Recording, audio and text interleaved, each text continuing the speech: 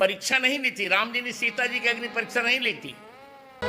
लक्ष्मण जी जब कंदमूल फल लेने चले गए खरदूषण वध के पश्चात, तब भगवान राम ने जनक नंदिनी जी से कहा कि मैं ललित नर लीला करना चाह रहा हूं। जब तक मैं राक्षसों का नाश कर रहा हूं तब तक आप अग्नि में निवास कीजिए, तुम पावक मह।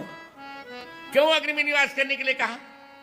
राम जी ने सीता जी से कहा था ये मेरे जन्म के भी साक्षी हैं और पुरोहित भी हैं, इनकी पत्नी स्वाहा है, इनके संरक्षण में आप रहिए। तुम पावक मह करहु निवासा, जब लग करहु निशाचर नाश। और एक और स्वार्थ है कि जब आप अग्नि में रहेंगी, हनुमान जी लंका जलाएंगे तो अग्नि तो किसी को नहीं देखेगा। जब उनकी पूंछ में आग लगेगी तो लंका जलेगी, तो हनुमान जी भी तो जलेंगे।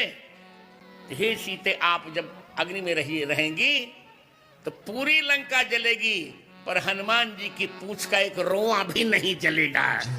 इसे सीता जी अग्नि में चली गई। जब सीता जी अग्नि में से लौट रही थी, अग्नि में से जब उनका परावर्तन हो रहा था, तब अग्नि ब्राह्मण का रूप बनाकर प्रकट हुए।